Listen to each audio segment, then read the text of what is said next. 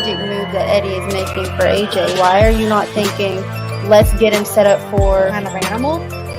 If that was years and years and years ago. Like, Clarissa is a way different fighter from when she was back in. Thanks to those joining me live and to those that will be joining me on our defenses that she's had to have recently. You know, she's pulled people. All right, what's going on, everybody? Welcome to another edition of the Roundtable about tribalism. I don't think tribalism is necessarily bad. I just don't think it has to be. I don't know what he think he sees or what he think he know. But he going to the hospital, bro. Like, bro, you not winning that fight. You guys mentioned, I think, D-Style, you mentioned him versus Regis Program.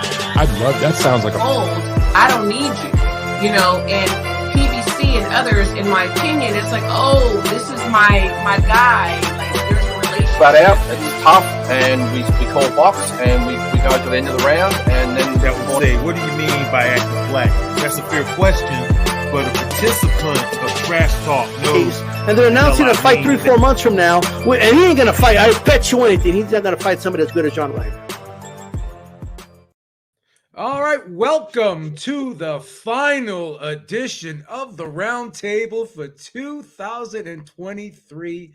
And what better panel to have than the one we have today? We got some of my favorites on this week. We have Bass, the Wonder Kid from the UK. And we got Danny, the Lover Glover, in the house. And we have Lyndon husking from the Boxing Deep Dive. All right, let's get right into this. What's going on? Let's get right into this. Obviously, crazy upset. Deontay Wilder losing to Joseph Parker. And Eddie Hearn let the cat out the bag that the fight with Anthony Joshua was actually signed for March 9th. And at the post-fight press conference, Joshua said something very telling to me. It kind of piqued my interest a little bit. He said, you know, the fight with Wilder could still happen. I think it would still do big numbers. And Deontay Wilder, in an interview with 78 Sports TV here on YouTube, also said that that it could still happen. They had a contract. You know, there's nothing really stopping it. So stranger things have happened in this world. We've seen fighters have fights signed down the road and had a fight in front of them and lose and still fight that said fight that they had scheduled down the road. You know, I know when Roy Jones lost, he still fought Bernard Hopkins after he got knocked out by Danny Green.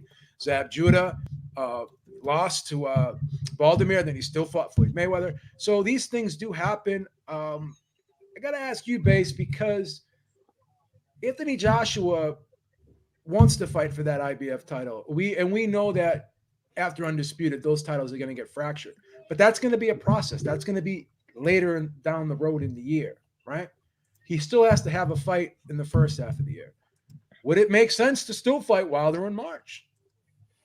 That fight's not going to happen. That fight's been cursed for 5 years. We all kind of know who held it up from 2018 all the way up until now. You might as well forget about that fight. At the end of the day, even if Joshua fights in March, he could still fight Hrgovic there for ultimately an interim and just literally wait for that belt to become vacated. Whoever wins will just get elevated into that spot that they already would have been fighting for. They just expedite it in that card that they've got. The Wilder fight's not going to happen. Look, he's lost his chance now, because even if you say, well, it can still go down the line. I mean, how much longer is he going to fight for? Realistically, he's probably done now, or he might have one maybe homecoming fight in Alabama just to say he ended his career on a victory and then go about his business. It's going to be a process for him to get back to a point where people still want to see that fight as a big spectacle, because, you know, him, obviously before, the only thing he had was, well, okay, I only lost to like the greatest of this era, quote unquote, right? So the intrigue is there. But now you've lost to someone who is maybe the fourth or the fifth best win on AJ's resume and look terrible doing it. Your market value has plummeted. So even in that contract, whatever you were probably guaranteed to make is maybe, you know, halved, third, it might even be a quarter of the money you were willing to get. And Wilder's ego ain't going to allow him to fight for that, knowing what AJ is going to get compared to him. So yeah, I don't see it happening. And to be honest, at this point, I don't really want to, because based on how he looked over the weekend, Joshua won't get any credit if he beats him. And while Joshua never seems to get credit for a lot of the stuff that he does anyway, you'd at least want to say, well, if you guys champion this guy to be, one of the kings of this division, at least give me my credit for it. But he's damaged goods at this point, and Joshua might as well go for his own legacy, and his legacy is about collecting belts. If he wants, he's probably, Zhang is a better opponent for him to fight. Hrgovic, if it leads to the IBF, ultimately, if I was him, I think he needs to try and target a WBC belt, because that's the only one he's never held, just to say he can complete the collection. But he might as well just go for accolades now instead of a faded name. That's kind of how I see it. So you think that they would make a fight with him and Hrgovic for an interim title? You don't think? Yeah, because let me just, I'll give you my point here. I think that down the road, when that fight, that belt becomes vacant, then they could fight when it means something. But you're saying that you think that they could do it right, like in the near future, and the IBF would automatically make it an interim title. Well, yeah, here's the way I would say it. Here's how I would see it. And the reason I would say that, because even if the belt, ultimately, we know that unless one of the other opponents takes that fight, right, it's going to be they're going to have to take that belt, because the IBF is next. It's been ordered. They've said that it will not be available for a rematch. So whether it's for the interim version or the vacant version, you're still going to end up being the champion at the end of it. Whether it just means that you have to wait an additional month before you get the full title or whatever. Like, it's not like, oh, this interim and then you got to wait and see what goes on. Like, you're still going to be the champion. It's just about, depending on the schedules, when that lines up, because the IBF person may not have to drop it the day after. They might drop it, a month later, or when the very next when the mandatory is finally called. But the thing is, because they're still going to have to drop it, it's going to be the same thing, whether it's vacant or interim. You still didn't beat the champ for it, so it doesn't matter. And if they want to do it in Riyadh season, you'll still get big money for it. That's where they're looking at, I reckon. So since they're 1 and 2, it would make sense just to elevate him. Okay, exactly. Well, one last one before I pass to Danny, because I don't want to belabor the point. What about Ngannou? Would he be thrown in the mix as a initial fight for the beginning of the year, and then Hrgovic maybe at the end of the year? That's a big money fight. I mean, it is, but if you listen to the interview that Joshua had done with Adeola Depot and Off the Cuff on DAZN, he said that, look, I mean, from an entertainment standpoint, yeah, that's a huge fight. But he said in his own words, like, ultimately, what does that fight get me at the end of it? Apart from money, like, what does that fight get? And they said, well, nothing. He's not in the running for a title shot of any note. The fight he had with Fury wasn't a title shot. So ultimately, it might be a big money fight, but I know Joshua wants to be. He said he still likes the activity. He likes the idea of fighting more than twice. So I don't think he'll take and suffer one of those on Ngannou. It might happen. He might decide to say, you know what, it's a payday for me. But I based on every conversation I've heard him say, he says it sounds like a nice idea, but if it doesn't get me to my goal, it's something that's it's more sort of in my rear view as opposed to what I'm leading towards. So I'll have to take him at his word in that one. Danny, I have to say, Joshua could still get his goal, in my opinion. He could still get that Ngannou fight and then get that goal in fight number 2. What are you thinking? Or is Deontay Wilder still in the mix?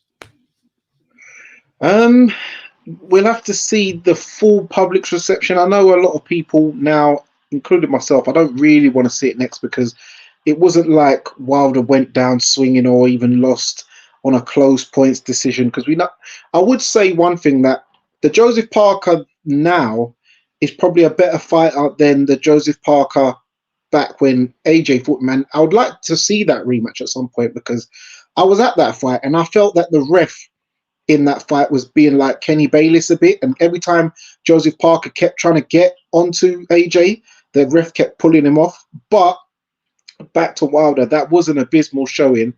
And with the Ngannou fight, they would have to, I think they would want to do that in Africa, because both of them talked about they wouldn't really want to fight each other because they're like African brothers and stuff. But if they probably was to do it, they probably want to do it in Africa, which initially was what Wilder AJ was meant to be. I know Ade Oladipo was talking about naming it Chaos in Lagos.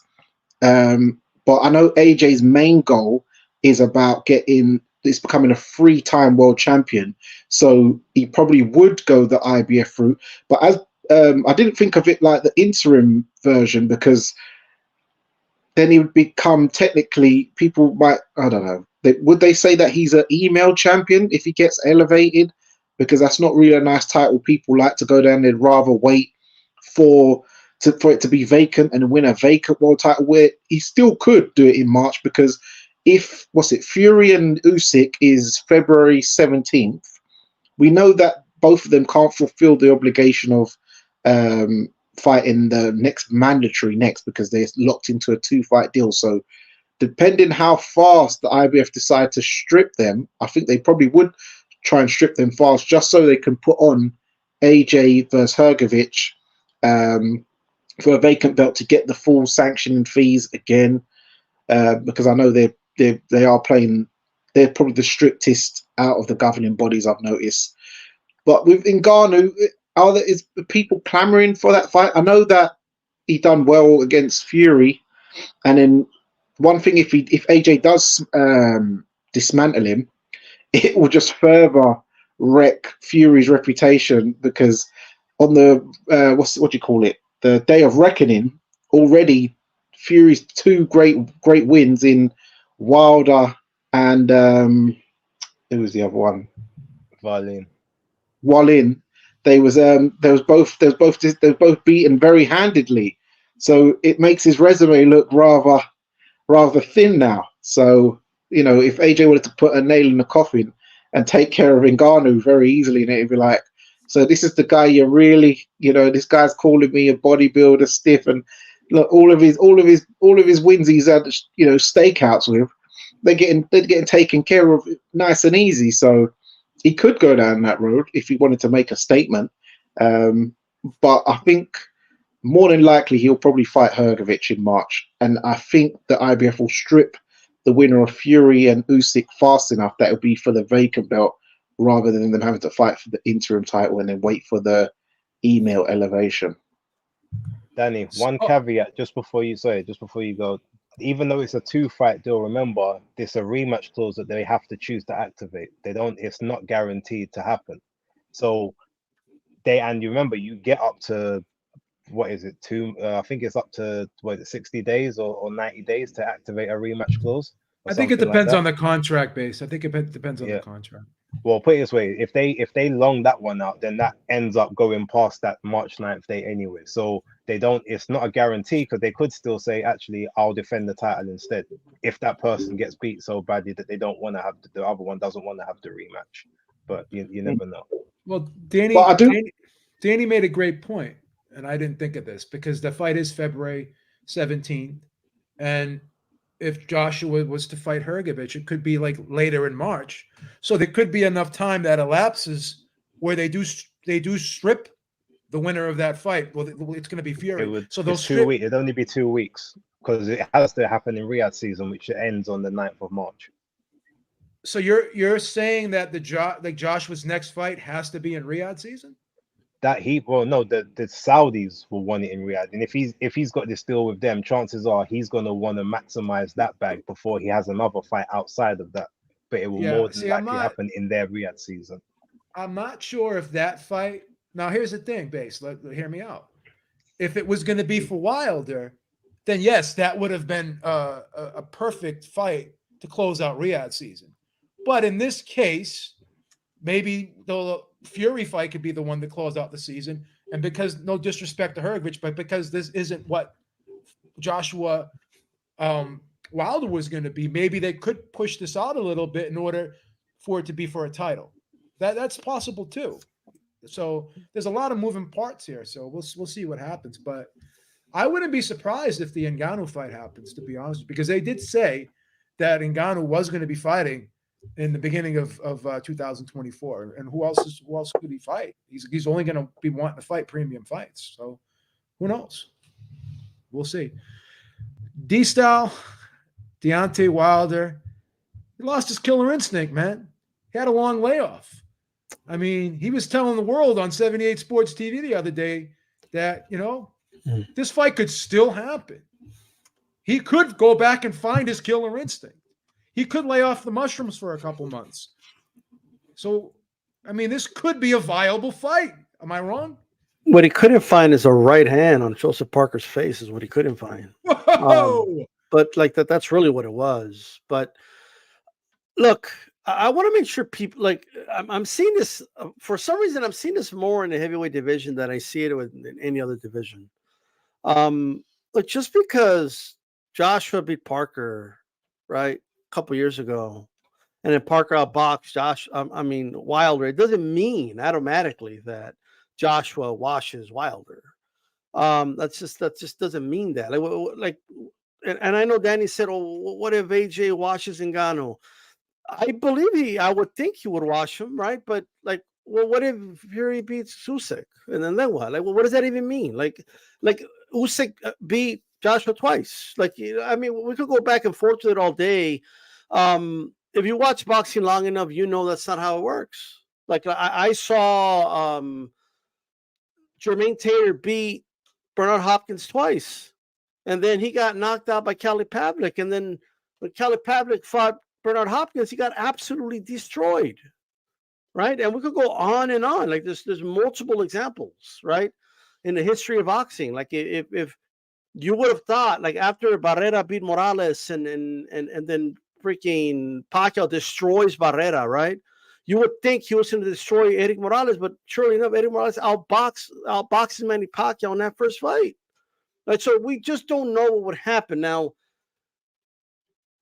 I just think some of the stuff that Joseph Parker did in the ring, I do think he's faster than Joshua with his feet and his hands, and I think that gave Wilder a lot of problems.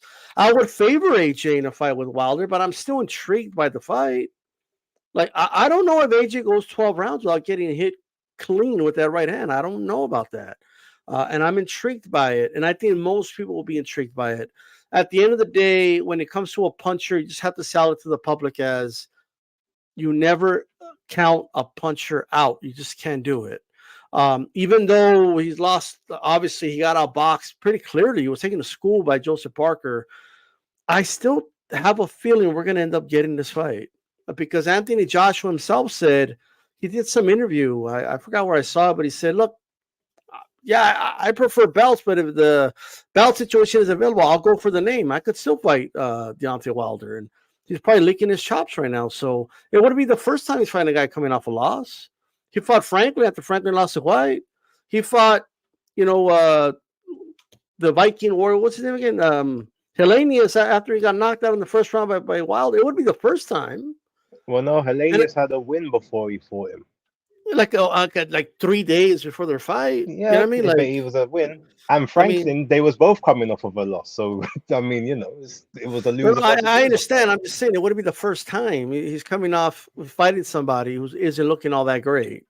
And speaking of Franklin, was coming off of a loss also as well, by the way. Well, look, and speaking of Franklin, and speaking of her, Helenius, I understand that there's not a lot, and there's a lot to lose and almost nothing to gain in fighting Francis Ngannou other than money. I get that, but I mean, you fought a construction worker, you know what I mean? And then Franklin, well, why can't you fight Ngannou? I don't think he's above it. In other words, if there's nothing else available, I don't see why they can't do that fight. And maybe AJ could do us a favor and show everybody what Fury should have done, but that's what I think. I mean, Franklin was a good roofer, man. I mean, he did do some quality work. You got to give him credit for that. I mean, please. You don't want to dismiss this, you don't want to dismiss a laborer, you know what I mean?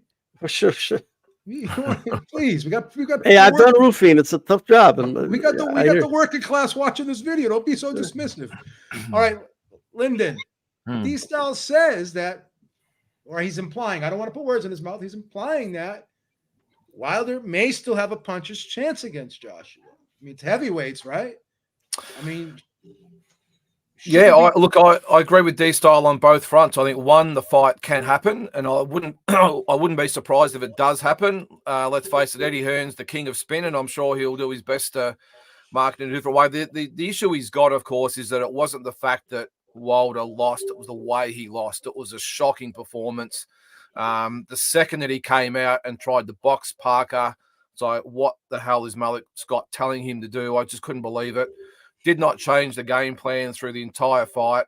And to Andy Lee and obviously Joshua Parker's credit, brilliant game plan, that jab to the head, jab to the body, over the top of the right hand, just all credit to not just Parker, but Andy Lee as well. So, but look, as I said, I think the fight can happen, and I'm with D-Style. I think if it does happen, strangely enough, Wilder is still a puncher's chance against Joshua. I really think he is. And Joshua's always been a little bit susceptible to the big punch, and I think Wilder's got it. However, the big thing with Wilder at the moment, I think, though, is does he really want to be a boxer or doesn't he? I mean, after the fight, you heard the interview. He sort of accepted it. There was no disappointment. He just wanted to get home to his family, and I get that. But yeah, I just worry about Wilder's commitment to the sport and where he's at this stage. But as I say, money talks. But yeah, as I said, I'm with D-Style. I think the fight can happen, and I think it will happen next. The only other one, I think it's a lot more marketable than the Hrgovic fight. As good as he's been, and he deserves a shot at a fight like this.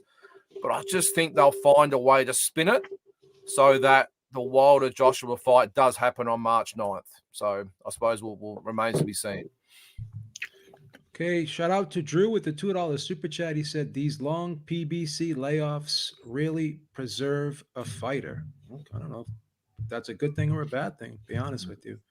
I want to touch upon something that you said, Lyndon, the post-fight reaction of Deontay Wilder. And I've always said this, and I don't believe that after a tough loss, like a fighter has to go down in the dumps and, want to kill himself or anything like that. He doesn't, it doesn't have to be in a depressive, down spiral, right?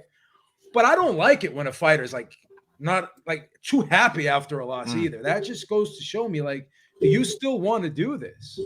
That's the thing. And I kind of saw, like you said, a lot of that with Deontay Wilder, and even him saying that in that interview with 78 Sports TV. Oh, I'm too happy now. I lost my killer instinct. Now, who knows? This may be the fight that may light that fire again, right? Maybe he didn't have that fire with Joseph Parker. He should have. No excuse. Should have had it. On the fight. Yeah, should have had it. But maybe the fight with Joshua could reignite that. Who knows? Maybe I'm just grasping at straws here, but we'll see. So let's talk about two other heavyweights that were on this card. Let's talk about Daniel Dubois, and let's go back to Joseph Parker here, right? We saw Andy Ruiz there in Saudi. So it looks like maybe they're talking to Andy Ruiz, the Saudis. Maybe it's Parker Ruiz next, right? And then Daniel Dubois, I know Frank was saying maybe that could be an opponent for Joshua. But what about Joe Joyce? Joe Joyce needs to come back, right? So does Joe Joyce comes back maybe with a softer touch. But down the road, can we see Daniel Dubois rematch Joe Joyce, right? So what do you think is next for Daniel Dubois and Joseph Parker, Danny? Because they both had great wins and they got some serious momentum. And I believe they'll be back in Saudi before you know it. What do you think's next for both guys? Well, yeah, they'll both be back. And it's funny you mentioned Joe Joyce because Joe Joyce has beaten both Daniel Dubois and Joseph Parker. He took them both out. So they're definitely going to have to look to get the juggernaut back. But, he just got knocked out by Zhang. So he's probably going to have, I don't know, maybe a tune-up, or he might just go into it in March. Andy Ruiz, I did see on TNT Sports, he was talking to one of the interviewers. He said that he has been talking to the Saudis, and they're saying they want to get him involved in all that type of stuff over there in the Middle East, as he has fought in the Middle East before against Joshua, so they're familiar with him. So he will, Ruiz will be back in action, and he will be doing some Saudi fights in the near future. He's confirmed. So with Daniel Dubois, he's still young, you know, at the end of the day. So I'd like to see him around that sort of Miller level. I wouldn't say for him to go into a world title fight or anything like that. I know that Frank Warren has been pitching for Daniel Dubois to go into. He wants him to fight AJ next, but I don't think AJ is going to bother with that. So, you know, he could fight like a Michael Coffey, maybe even a Hergovich for a IBF if AJ would rather go for the name in fighting Wilder. The Saudis could do that and say, you know, Daniel Dubois, you go in with Hergovich, and the winner of that, AJ, you can get the winner of them two. With Parker, that is a good idea if Parker goes in with Andrew Ruiz, because that would be a rematch, which was actually a contentious victory. A lot of people feel that Andrew Ruiz won the first fight. Both of them are now former world champions too, because Parker was the world champion at the time. Andrew Ruiz has gone on to be a unified world champion since. So that will be a good victory. So if Parker manages to beat him again, then you know it'd be two former world champions back to back. He's beating in Wilder and Ruiz, so that would be a good option as well. So there's quite a lot of options in the mix-up. You know, you could get some F.A. Jagbers, Gerard Andersons in there. So there's a lot of heavyweight players you can get back into action. I know for the right price, Chisora might want to fight, so you could get maybe Daniel Dubois versus Chisora. I don't want to see the Parker one again. Parker's already dealt with him. So yeah, you could get someone like Daniel Dubois against Chisora, even though you know there might be, you know, because it'd be Don Charles training someone to beat one of his old fighters, so that might be a bit of a problem. But yeah, there's just so many options. I don't even know where there's so many places they can go with this Saudi money. Anything could be made. So good fights will be made. So anything can happen, really, I think. So, Lyndon, I've been thinking about this because Daniel Dubois, like Danny said, he's only 26, but Joseph Parker, he's 31. He's not too old, but you got guys like Deontay Wilder, 38. Anthony Joshua's 34. You know, you got Tyson Fury, 35. To me, like, Dubois got a huge upside, and Joseph Parker is probably number 2 with the upside because, like I said, he's got more years in front of him than those other guys. So is there a rush for Daniel Dubois and Joseph Parker to jump right back into the fire with another tough fight, or do they have time to probably ease into another, you know, just kind of like a stay busy fight, and then later in the year in Saudi get that big fight? What do you think, Lyndon? Yeah, the problem with stay busy fights sometimes is they can be risky. But look, I would love to see Dubois and Parker actually fight each other. I think it'd be a great fight. I mean, the heavyweight division at the moment, it's a little bit, I don't know whether you call it a good era or a bad era. I mean, there's lots of different options to fight each other, but there's a lot of them that are coming off losses or bad performances and whatever. But look, as I said, I'd love to see Dubois and Parker. Obviously, Usyk and Fury are tied up. Maybe we do get the Joshua and Wilder fight. There's 3 big fights there. Maybe it's Joseph Parker could fight a Zhang. I mean, there's so many great options out there, but no matter how it falls, I think, we're going to get some great fights. But, yeah, that to me seems to be the logical choice is Parker versus Dubois. Maybe there is a title at stake for that one. Maybe, I'm not sure. How, you guys can tell me how the ratings are with the IBF at the moment. I understand that Joshua and Hergovich might be the next ones, but maybe that could be for the IBF belt.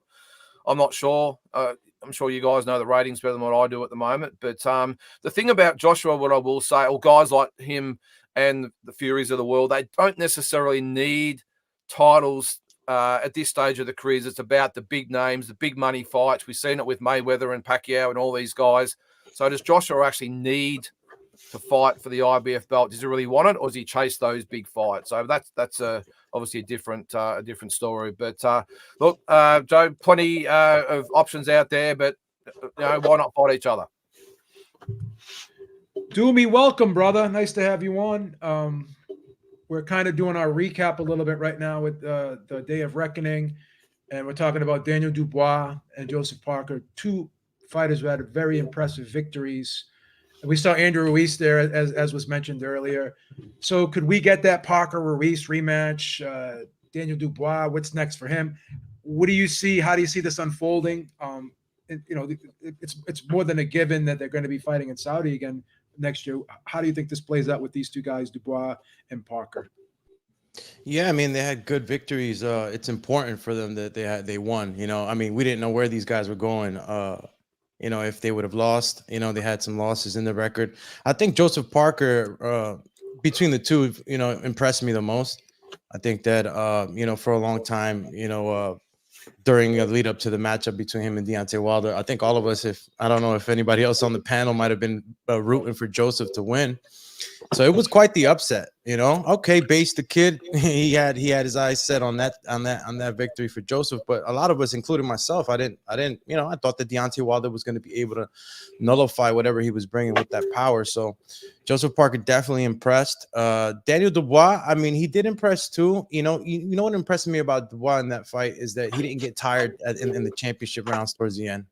You know, it wasn't 12 rounds, but usually like around the 8th, 9th, you start to see him wear down. He doesn't throw as much, and you know, fighting on the back foot, like the way I saw him was just new wrinkles, and not only in his skill but in his endurance.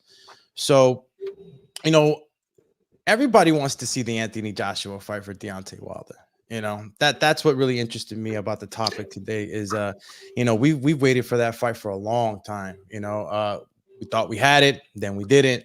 I mean, you guys know the times we went through, you know, AJ and Deontay Wilder and the talks and the lead ups, and, you know, and then we're going to lose that fight. And then we ended up losing it, you know, because both fighters, you know, got an L now. But you see how the roles have reversed now. You know, now it's Wilder who's kind of like being in the talks about, you know, kind of fading and he's not there. And now you're talking about Anthony Joshua. He's coming back. But when he was losing, he was getting the same, you know, the same talk. I think that fight needs to happen regardless. Anthony Joshua and Deontay Wilder, it's still a matchup I want to see. And, you know, from the beginning, when that matchup was being talked about, I always rooted for Anthony Joshua. I think that Anthony Joshua could do the job and beat a Deontay Wilder. And now that I'm seeing the development of Anthony Joshua, and I'm still waiting for the development of Deontay Wilder, it just all the mitts and the work that he does on camera, it doesn't transition into the fights. And it just worries me that, it's just never going to transition. He's always going to reserve himself into that, waiting for that one shot on the back foot. So, yeah, who does Triple D fight? I don't know. Who can they put in front of him? You know, I think that Jarrell Miller was a good confidence booster, but there's some real dogs out there that'll push him a little bit more than that. You know what I mean? Hrgovic, you mentioned. I don't know if that's a fight that could happen with Triple D. Maybe a Frank Sanchez. Frank Sanchez had a good win. I don't know who we put Triple D up against to further kind of test him. You know what I mean? So do you think he needs to be tested, or do you think another Jarrell Miller type of opponent would be suitable just to kind of continue to rebuild him a little bit? I think Lyndon mentioned that. I mean, he's young, so you know when we talk about rebuilding, I guess I can understand that. You know, we don't want to put him in there with too tough of a guy, I guess, to hurt his ego or his rebuild. But this is heavyweight boxing, man. You know, you could get knocked out in any round. These guys carry serious punching power. So, you know, why risk, giving him another test when he can, go in there and maybe get a fight that's meaningful enough to put him in a better position. I don't know. You know, the managers and the way they're, the way Frank Warren is kind of promoting him now, hit the return of Triple D and all that other stuff. Beebs, you tell me, who do we put in there with Triple D? I mean, I'm looking at the rankings, and I just don't know. I mean, Fabio Wardley. I mean, do we put him in there with a Fabio Wardley? I mean, it's a dangerous opponent, but not too dangerous where, we think that he might get knocked out, right? I would maybe throw him in there with Ajit Kabayel. I think Ajit Kabayel deserves a big fight, and I think that's trouble. That would be a tough one. That would be a tough one. Good, man. but here's the thing. I think Ajit Kabayel, he's quick, but I don't think he's as quick as Usyk. And he's not a huge puncher. I think Dubois could have some success against him. It would be a tough one, though. It'd be a tough one. It'd be a 50-50 fight. Man, you see the way he was ripping the body? Yeah, it'd be a tough one. Ajit gave Nakamura I mean, and we were all like wondering what the hell was going on with Nakamura. Once the power wasn't working, I mean, you saw him just all types of flustered. Yeah, that's crazy. Base, congratulations, man. You just got hired as matchmaker of Queensberry Promotions. What are you going to do with these two guys? Well, I put out on X, Twitter, I think the same as the previous guy. Like Parker and Dubois makes the most sense, like from a money standpoint, if you're going to look at the people who was on that card. You don't really put either in with Ajit Caballero for the simple fact of Ajit was supposed to lose. That's what they thought, right? So he's still not the big name guy, nor is Frank Sanchez, who also doesn't speak English.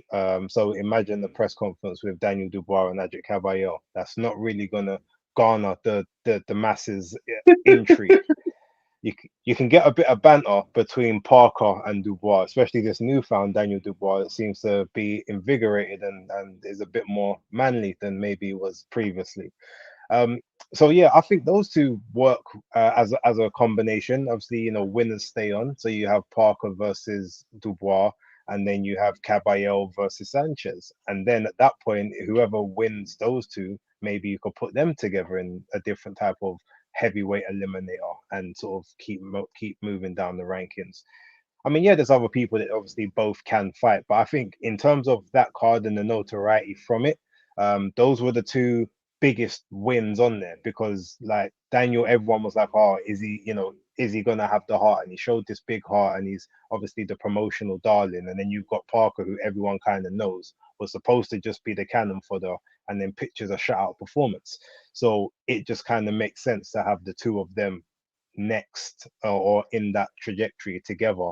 And as also Daniel doesn't need, again, him being 25, 26, he can afford another year or maybe 3 to 4 more fights of building and learning, because he didn't learn anything from the first 14, 15 fights that he had. He's probably the biggest learning curve came from the Joe Joyce fight, in which he suffered his first loss. And then obviously there was the Lorena fight, where I guess he learned to maybe grit out a bit. Usyk fight, he would have learned a huge amount, but again, coming off of a loss. This is his first actual big test that he's won realistically. So just keep him in that sort of mid-level, or put him in against, again, someone like Joseph Parker, who is back on the ascendancy, but is still maybe not at that elite level. He's just a level below that at this point. And then whoever's there, you just keep them at that level, building, and then wait. If it's Daniel, like I said, a year and a bit, just give him a little time. By 2025, towards the end of that, 2026, he could realistically be a dominant champion, because all of those other guys are gone. He's coming up with the next crop, but he's ahead of them because he started quicker, and he's got a lot more of that upper echelon experience that a lot of those guys don't have at this point. So that's how I would kind of play. If I was going to do it for either of them, it would be Parker, Dubois. But if not that, just give him a couple more fights in and around this level against, like, stiff opposition who if he's really that good, he should beat, but who will make him have to test himself and think about things and go through the trenches. That's kind of how I would play it. Shout out to Big Cali Mexican with the 199 super chat. Says Inoue #1 pound for pound. We will get to that later.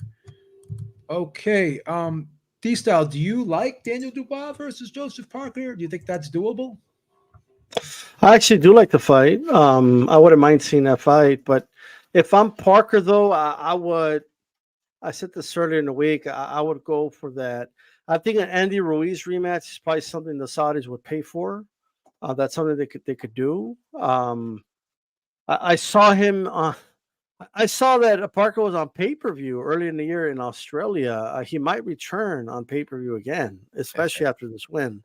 So he has that option as well, even when it is in Riyadh season for him. But me personally, I felt that Andy Ruiz fight was very competitive. I thought it could have gone either way. I wouldn't mind them running it back. And I thought it was a great fight. Andy Ruiz needs an opponent. That's what I would like to see. And as far as Dubois, I mean, if I'd be begging Warren for that rematch of Joe Joyce. Get him now. You know what I mean? Eye That'd be for an bad eye, news. literally. You got to call it eye for an eye. You know what I mean? Because they both got bad eyes now. You know what I mean? They could go with that. That's what I would do if I was him. You know what I mean? But that's as much as I could say. So. All right, so I want to talk about another fight that had implications on that card, and that was Dmitri Bivol, because so much has been talked about him fighting Artur Beterbiev, and Artur Beterbiev's got a tough fight coming up in January with Callum Smith. And Eddie Hearn said he would love the winner of that fight to be able to fight Dmitri Bivol. And Dmitri Bivol is saying that, that he signed his portion of the deal to fight for Undisputed. So the Saudis are interested in that fight. Dmitri Bivol is interested in that fight. Beterbiev is interested in that fight. And I'm sure as hell know that Callum Smith is interested in that fight. Will 2024 finally be the year that we get Undisputed at light heavyweight? And also, to add, WBC seems to be on board now. So they're kind of opening the doors and paving the way for this. Do you think we'll get that fight, Lyndon? Yeah, I think we will. I think really it's the biggest fight for both of them. I think Bivol said a few days ago the Canelo fight was done and dusted or the rematch was done and dusted as far as he was concerned. He's going to move on from that. Beterbiev, there's not really a lot of options for him after Callum Smith either. So I think it just makes sense that they fight. I did say earlier, I know that you guys saw it, that there was talk that Bivol might actually move up and fight Jai Opetaia at cruiserweight, which would be an interesting fight. I don't think that really makes a lot of sense for Bivol, to be honest. I think Jai Opetaia would be too big and strong. I'm sure we're going to talk about Jai a little bit later. But yeah, look, as I said, I think it's the only fight that makes sense for both of them, because really neither one of them have many other options in their careers at the moment. So yeah, to answer the question, mate, 100%. I think that we'll definitely see it in 2024. Base, what do you think? Do you think that it looks bright for this fight? Yeah, I see the fight happening. It won't happen, I reckon, until the later half of the year. Like, it's definitely not going to take place in March. Beterbiev never has quick turnarounds, and knowing him, he'll definitely suffer some form of infraction in his fight, even if he wins. So yeah, look for that probably around October, towards the start of the next Riyadh season. But you'd have Beterbiev obviously fighting in January. Biv will probably have to get a fight in maybe March, April to mid-May, and then sort of go again after that, because he can't really do the once a year thing. Even though he's good enough to do it, it doesn't really benefit him, and someone with his skill set, he needs to be active and fluid. But yeah, I definitely see the fight happening, and obviously, as we've seen for this fight, and I think no, actually, just this fight here, all of a sudden he's now being billed as from Kyrgyzstan instead of Russia. So that's how the WBC are getting around things. So clearly they've put in whatever paperwork needs to happen, and I'm sure the Saudis have told Mauricio, look, we run things, not you. So like, let's be sensible if you want some of this Arab money, as people might call it. But yeah, I definitely think it happens, and I expect it to happen in the third or the fourth quarter of 2024. What do you think, D-Style? Do you think there's any hiccups left that can be an obstacle for this fight? Here's what I'll say. I do believe the fight will happen. When? I'm not sure. I'm going to take the time to say the following. Dmitri Bivol's going to give Beterbiev a boxing lesson. That's what's going to happen. Beterbiev is old. He's going to be 39 by the time they fight. I understand everyone's impressed by the power. They're in awe of the power. They're going to be even more in awe when he beats Callum Smith. They'll be, oh my God, like this, that, and the third. And I understand Bivol, he's quote unquote boring to watch, and he's not that exciting to watch. But the pure boxer, more often than not, beats the puncher. And I get it. Oh, but they fought in the amateurs. He has an amateur background. I get all that. Please spare me the speeches. When it comes to pro boxing for 12 rounds, Bivol is just a better boxer. Okay? It's just the way he's more fluid in the ring for 12 straight rounds. He's more of a pure boxer, and I think Beterbiev, he's also getting older. I think Bivol wins that fight against it's not an all Russian affair, just for Suleiman's case. Where's Bivol from again? Kyrgyzstan. Kyrgyzstan. Okay, No, so it's he's Kyrgyzstan. repping and No, it's not Canada's gonna, Turkestan. It's Kyrgyz with He's it's the Russian. KRY one. okay, either way, it ends with Stan, and Stan's gonna Whoa! beat. He's gonna Whoa! beat the Put Canadian some respect up. on the stands. Put He some was respect on the stands. he was born in Tomak, Kyrgyzstan. Well, there you go. And the reality is that I'm just gonna put that out there because I know Beterbiev going to be the popular choice because people love power. They fall in love with power. Like, you know what I mean? It is what it is. Yeah, Right? but you see what Bill done with boxers. I mean, he's had boxers in front of him. He's demolished them. Yeah, but like, I mean, come on. So some of these dudes, like I'm just saying, okay.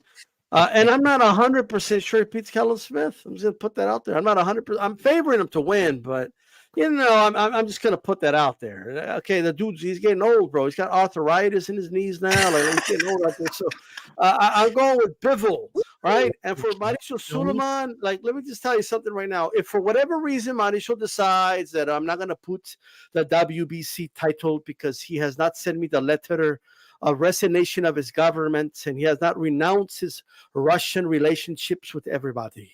So the WBC belts will not be on the line. You know what? Even if Mauricio doesn't put the WBC belts on the line, whatever ideas he's got, in my mind, and everyone needs to take a stand in this. If they fight, that is for the undisputed title. I don't care if the WBC is not on the line just because Mauricio decided that it's not on the line. It's time for boxing fans to start using their common sense. Stop being so hard rulish about everything.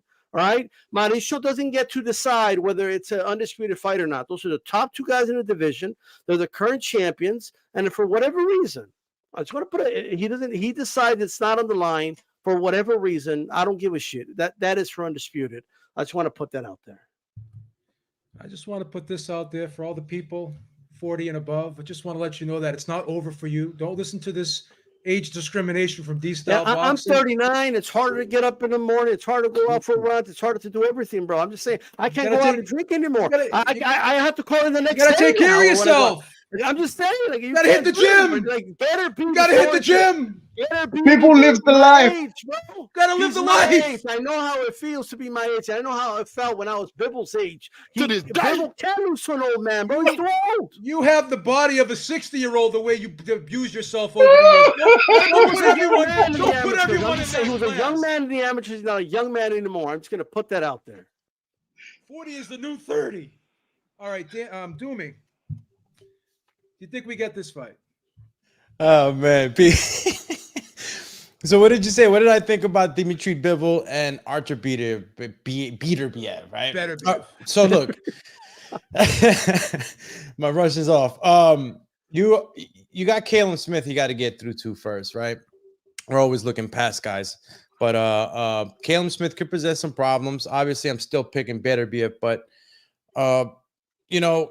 Stylistically with Dmitri, you know, and I was giving D-Style some shit right now because, you know, he's demolished his boxers. You know, boxers can't seem to keep Beterbiev off of them. You know what I mean? He's a crusher. So, you know, I can totally understand where D-Style's coming from. Better boxer, the way he's in and out with the distance. He's a great controller of distance. And he punches fast and he punches in volume. So we got two guys that punch in volume. One's a brute, you know, not a brute, but like a brutal puncher, you know, good power. I think that he has more power than Dmitri Bivol.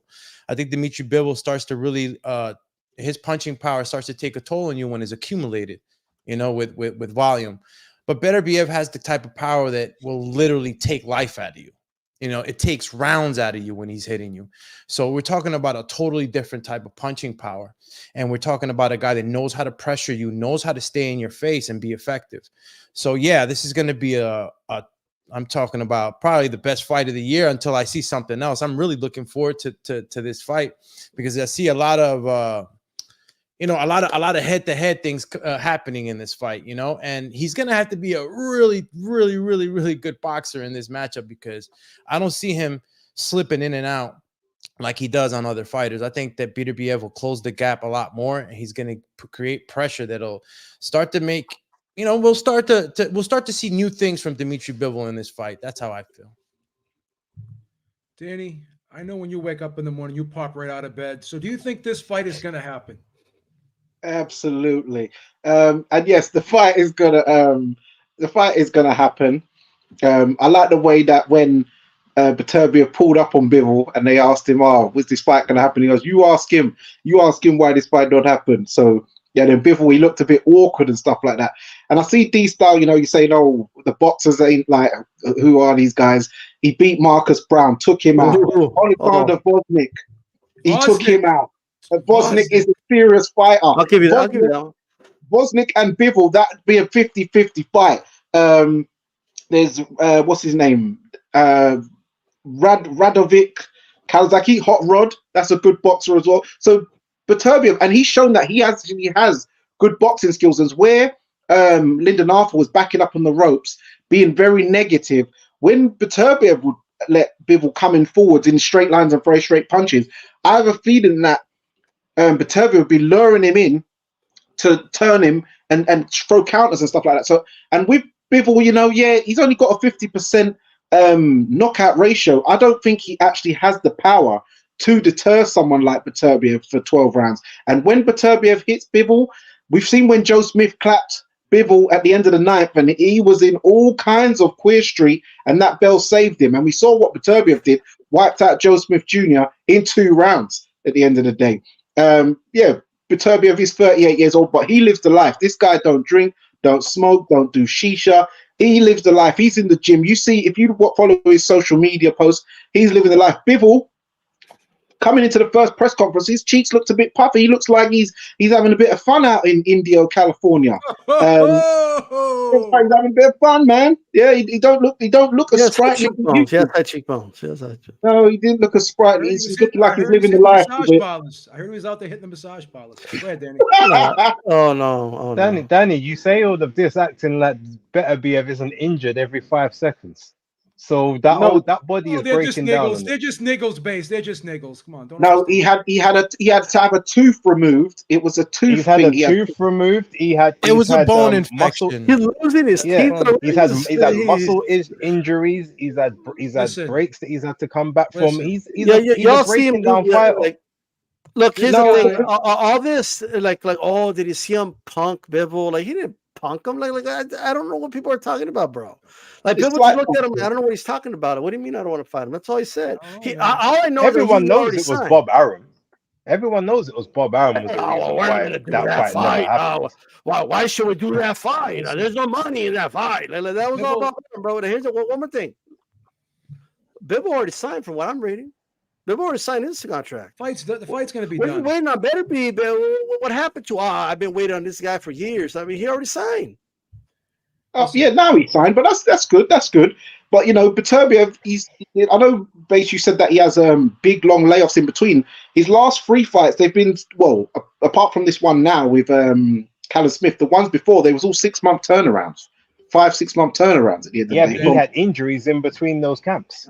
You can check the research. They don't count. They don't count. We all know Anthony Yard hurt Beterbiev. I don't care what anybody says. Yeah, I'm just going to put that out there. Okay. I won't go that far, but Beterbiev's not just a puncher. This guy's a murderer. He's been injected with the super soldier serum, man. You're not in love with the power, bro. Like you're in love with the power. That's what it is. Just like people are in love with Deontay Wilder's power, right? No, he's got skills though. Beterbiev's got skills though. This guy's a boxer puncher. He's not just a puncher. I keep hearing he's a boogeyman. He's a killer. Like, he's a murderer in the ring. He's got Thanos powers. You've been wrong before. You've been wrong before. And the good thing about this now is that, as we know, Beterbiev is being built out of Montreal, Canada. Bivol is being built out of Kyrgyzstan/Indio, California. And the thing is as well, he's actually not nationally Russian anyway. His dad is Moldovan and his mum's Korean, and he moved to St. Petersburg in Russia when he was about 7 to 9 years old or something like that. But he was repping it. But I noticed in his changing room he had the Kyrgyzstan flag like waving proudly, like, so he's going down that road. So that's good that he's trying to overcome the politics. So Mauricio Suleiman, if he knows what's good for him, he won't be trying to stand in the way and try and throw this WBC out. But I agree with you, D-Style. If he does do that silliness, it's for guys like us in here to let the casuals know that this is the real Undisputed. Don't listen to all this funny stuff people might write online. This is Undisputed, and that's that. The man is the man who wins this fight because they've been number 1 and 2 for X amount of years now. So yeah. Absolutely. Absolutely. So what a difference a weekend makes, huh? The tables have turned, and for months, probably close to a year and a half, we've been hearing how fragile Anthony Joshua is. But now we're starting to hear how fragile Deontay Wilder is. So now I got to ask, with this fight against Wallin, or Wallin, I keep calling him Wallin. I don't want to disrespect the guy. Wallin, with this victory over Wallin, very impressive. I didn't expect him to get him out of there that quickly. I thought he would win a decision, but he blew him out of there. Does this label of being fragile now, lacking confidence, has he finally gotten that weight off his back? Is AJ quote unquote back? Base, what are your thoughts? No comment. Yeah, I mean, I thought he would win in the 8th. I had it sort of because he normally likes to sort of break people down, take them out a bit later. So I had it sort of between 7 and 8 rounds. He did it better, but obviously it was a retirement on the stall as opposed to, you know, a clean KO. So I guess we don't know if the corner let him back out, how much longer he would have gone. Now, to the casual fan and the people that just sort of hear a narrative and run with it, who don't pretty much know any better, they might think, oh yeah, he's back and whatnot. And don't get it wrong, it was one of his most assured performances in years. But there were still some more cautious moments, as opposed to maybe if you looked at that first Klitschko fight, or sort of those type of fights in and around that moment. He was still stepping out a little bit. He was still sometimes not fully committing. He was driving that power hand to the body very nicely, but he would jump back out and circle around and just maybe have a look just to see where the next opening was, as opposed to just going for total destruction. So there was still little bits there, but it was a very much more sort of composed and focused performance. But that being said, for someone like me, who I try to be measured and nuanced when I look at everything, I know that there's a big amount of history between him and Wallin. From all intents and purposes, Wallin said that they've sparred over 150 rounds together, and also they fought twice in the amateurs. And I can never get out of my head. There's been several times in the past where Anthony Joshua said, yeah, I'd like to fight an Otto Wallin. Why can't I get a soft touch like Otto Wallin? So I don't think he's ever really looked at him in a certain way. And in the Laura Woods interview that they had on TNT Sports, when she asked, what are you sort of most excited for about this fight? His response was, the punches I can land. That suggests to me someone that knows exactly what he's going in there with and is very comfortable with what's coming back. So to me, that plus obviously hearing about some of those spars and from first-hand accounts of people that were there, it's one of those familiarity breeds contempt or disrespect. So while he's obviously never going to overlook any guy in there, I need to see what he looks like against someone he doesn't have such an extensive history with to know whether he's fully back or not. This might just be a smokescreen. That doesn't take away from the fact it was a very good performance, but I have to be measured in how I look at it. So yeah, the intrigue will come in his next fight, if that is Hrgovic or a Zhang, who obviously I thought he fought him twice in the amateurs, but it was actually only once. So I have to correct that. I did say it was twice before, not on this show, but just in case anyone else is watching for fact check references. Yeah, I need to see how he is with someone that he's not as knowledgeable on, and see if it's the same thing. And if it is, then 100% we can say that he's back to his hybrid best, and this is like this is the AJ 2.0 or 2.5 or whatever version he's going to be. But I just have to put a little bit of caveat towards this performance. As competent and as good as it was, I need to see it with someone that you don't know that extensively. Let's go, champ. You feel me? So Dumi, are you ready to buy tickets to jump right back on the Anthony Joshua train? Are you ready for that yet? What do you think? I'm back on there, man. I could agree with some of the stuff that Base the Kid said. Take it with a grain of salt. Obviously, they've known each other, they've sparred with each other, but I gotta say, man, I was impressed. I was impressed with Anthony Joshua. I mean, I know that you've sparred, hundreds of rounds or whatnot, but that kind of tells a tale in a sense, right? I mean, you're supposed to know the other guy, right? It works. It's a two-way street. Otto Wallin should have known how to nullify some of these things, should have done better than what he did, in my opinion, that night. So, I honestly could tell you guys, man, with Triple D, and that's Dubois and Anthony Joshua, these are guys that are very muscular. And, the gas tank has always been something that I worried about for these guys. And AJ seemed like his gas tank was legit. He was moving different. He was punching. He was committing to the right hands to the body. I would see him stop in mid combination, and he was showing discipline of not throwing punches just to throw them. You could see that he was thinking in the ring, and he was landing. He was landing good shots that his normal go-to is that 1-2, then followed by the hook, the one that he hit Andy Ruiz with, right? But he showed more than just those punches, and he was moving around, angling around. A southpaw is pretty difficult to fight. Those are not the usual types that you fight. Southpaws are more rare, as we all know, and they present a different kind of problem. The camp had a lot to do with it. You know what I mean? I don't know who is the entirety of the camp, but the guys that are working with him now, I'm impressed.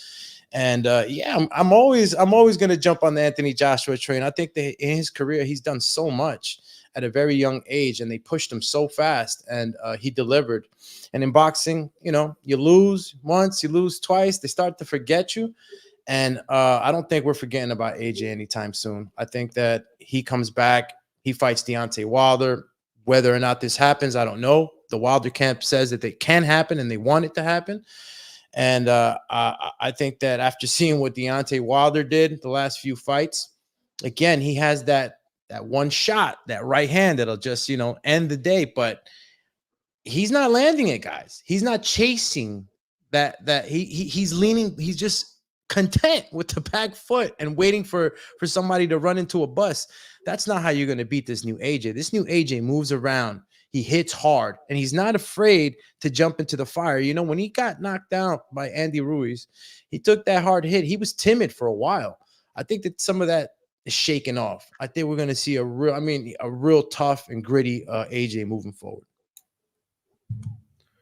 Were you impressed with this performance, and do you think he's back, London?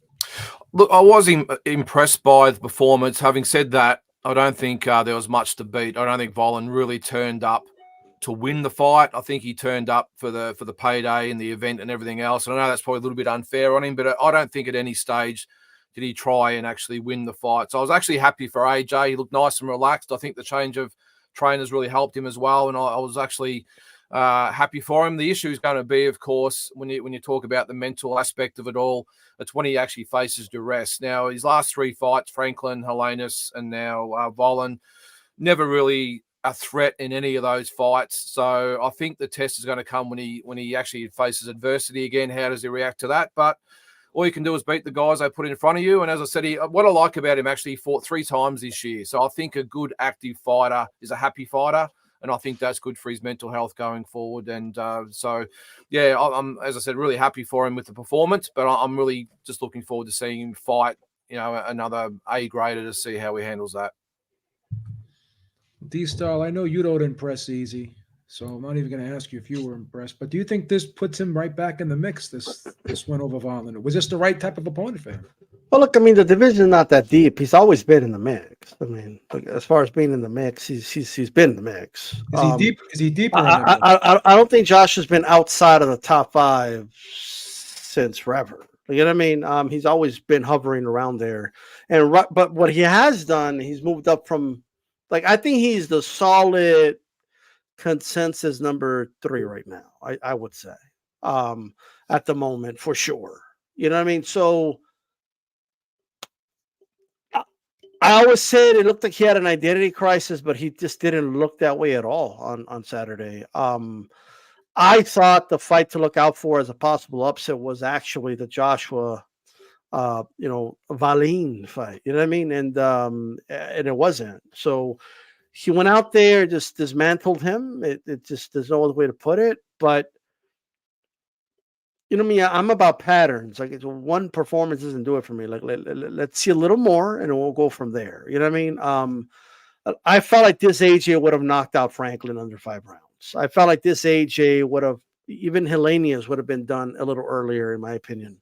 So he does look better. I'm very surprised.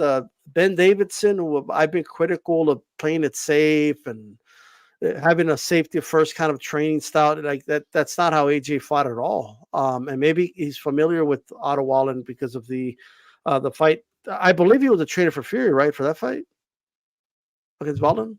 Yes, he was. Yeah, so he has some, he's familiar with him in some sense. Maybe he understands stuff that works with him better. Maybe, I don't know. But he looked good, and I think he's a solid number 3 guy right now. And I know he wants to eventually become number 1. So what I'm really hopeful for is if Fury beats Usyk, right? I know it's a tall task, but if he wins that fight, he'll do it. I wouldn't mind AJ versus Fury once and for all. Like, I just wouldn't mind that fight. So Danny, is one fight enough for all the skepticism to go away, or do you think there's still room for skepticism with AJ at this point? Well, I don't think it's one fight really, because he's had a good year, to be fair. He did a better job with Jermaine Franklin than Dillian White did. He looked good in that one. The Hellenius one, he didn't look that good, but you got to take into account he only had about 5 days or a week's notice because he was due to fight Dillian White, who got popped. So then 1 minute he's fighting a guy who's 6'4", next minute he's fighting a guy who's 6'8". So he had trouble there, but he managed to get the job done. But he was getting boxed up a bit and his nose was busted. So that sort of where people was like, oh, I'm not sure about it. But then he had a good fight against Otto Wallin. And yes, it was a good performance. The way he was using his tactics was a bit similar to the ones he used against Charles Martin, walking Otto Wallin into the right-hand counter, the pull right-hand counter. But what I would say is maybe it was good matchmaking on the matchmaker's behalf, because Anthony Joshua had fought Otto Wallin twice in the amateurs and beat him twice, once in the Haringey Box Cup and another time on one of the international circuit type things. So he's beaten him twice. He's got that mental, psychological confidence over him. He's had sparring sessions where he's dominated. Wallin already said that, yeah, you beat me twice, we've sparred and stuff, and he had the better. But I don't think this is the same Anthony Joshua that was back in the day. I think his prime's done. So that's what Wallin was banking on. But when Joshua came in with confidence and the right tactics, and yeah, he has Wallin's number at the end of the day. It wasn't like he was going into the unknown against an unknown opponent like everyone else was. He was going in with someone he was very familiar with. So it was kind of good matchmaking. He kind of had the advantage in that sense. So I would still say that the thing about him not being right is kind of gone, because he's had a good year overall. 3 fights this year. Joseph Parker had 4 fights this year. So it's showing you activity is key. And I hope a lot of these fighters in all the weight divisions realize now, all this trying to hang around and all this bargaining chips and all this hanging around and staying on the shelf is no good for you. You need to stay active, because when you're active, you're going to put on better performances at the end of the day. So yeah, I think that thing's gone. And surely it has, because now we're all saying that AJ is probably the favorite going into the Wilder fight, whereas going into this fight with Wallin, most people would have predicted, including myself, that Wilder would have iced him, because AJ doesn't move his head off the line. He's always straight there for the straight right hand. But now with Wilder's poor performance, it kind of like, has he even got enough? The right hand was so inaccurate. It's not like, oh, if he lets it go, it was so inaccurate. Yeah, AJ might not move his head off the line, but if you're so inaccurate, you're not even going to land it anyway. So yeah, I think that the stigma about AJ not being the same has kind of gone. And I think most people thought that he would never be world champ again, his time at the top is done. I think it's fair to say that if he gets a world title shot against who we think he will, then he will become 3-time world champion, where, a year or so ago, everyone thought he would never win one again. So, yeah, I think that stigma's off and he's back in business. All right, so this has been a really hotly debated topic on social media, Twitter, and people making videos about this. And what happened that we expected to happen came to fruition this past week when Naoya Inoue became undisputed at 122 pounds after knocking out Marlon Tapales. So the question has been raised with this victory and the year that he's had, should he surpass Terence Crawford as the number one fighter in the world? D-Style, your thoughts. So here's the thing. Do I still feel that Crawford is the number one pound for pound fighter in boxing, meaning the best boxer in the sport? I do. I felt that way for a while. Even when people had Canelo number one, I actually had Crawford number one. And the thing is that with pound for pound status comes equity. So what you did in the years prior, especially recent, matters, right? However, Fighter of the Year honors is only what you did in this year, and that's it, right? So in my mind, in a way, with what he accomplished just this year with beating Fulton the way he beat him, right? And although the odds makers, I believe, had the odds right, the odds makers even had him favored to knock out Fulton. I get that, right? But the odds makers are not always right, and Americans in particular, many of them were very dismissive of Inoue, saying he was going to get exposed, saying he's a hype job. Oh, people just use Inoue to discredit the American fight. Just weird, whatever you want to call it. And then Fulton goes out there to Japan and gets absolutely outclassed, outboxed before Inoue honestly styles on him and makes him look levels below him, even though he was the one moving up to from 118 to 122, right? So, and he's moved up several weight classes. He started at 108. So Inoue has, I mean, he's the little guy moving up, and he dispatched and destroyed Fulton.